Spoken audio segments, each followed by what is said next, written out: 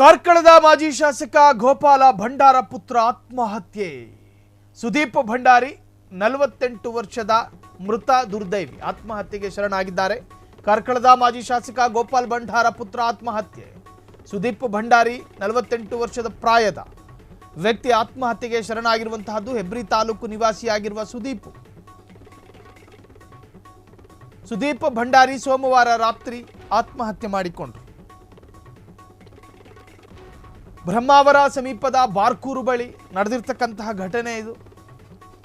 ರೈಲು ಹಳಿಗೆ ತಲೆ ಕೊಟ್ಟು ಆತ್ಮಹತ್ಯೆಗೆ ಶರಣು.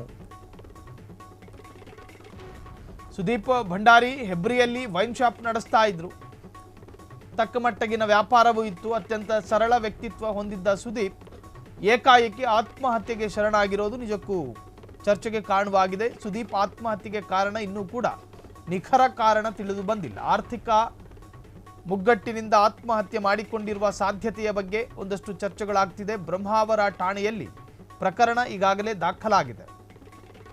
ಕಾರ್ಕಳದ ಮಾಜಿ ಶಾಸಕ ಗೋಪಾಲ್ ಅವರ ಮಗ ಸುದೀಪ್ ಆತ್ಮಹತ್ಯೆ ಮಾಡಿಕೊಂಡಿರುವಂತಹದ್ದು. ಗೋಪಾಲ ಭಂಡಾರ ಪುತ್ರ ಆತ್ಮಹತ್ಯೆಗೆ ಶರಣಾಗಿದ್ದಾರೆ. ವೈನ್ ಶಾಪ್ ನಡೆಸ್ತಾ ಇದ್ರು. ತಕ್ಕ ಮಟ್ಟಗಿನ ವ್ಯಾಪಾರವೂ ಇತ್ತು. ವೈನ್ ಶಾಪ್ನಲ್ಲಿ ನಷ್ಟ ಇಲ್ಲ ಅನ್ನೋ ಗಾದೆ ಮಾತೇ ಇದೆ.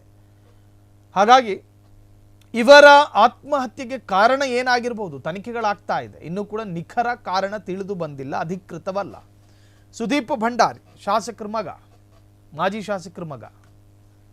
ಬ್ರಹ್ಮಾವರ ಸಮೀಪದ ಬಾರ್ಕೂರು ಬಳಿ ಘಟನೆ ನಡೆದಿದೆ. ರೈಲ್ವೆ ಹಳಿಗೆ ತಲೆ ಕೊಟ್ಟು ಆತ್ಮಹತ್ಯೆ ಮಾಡ್ಕೊಂಡಿದ್ದಾರೆ.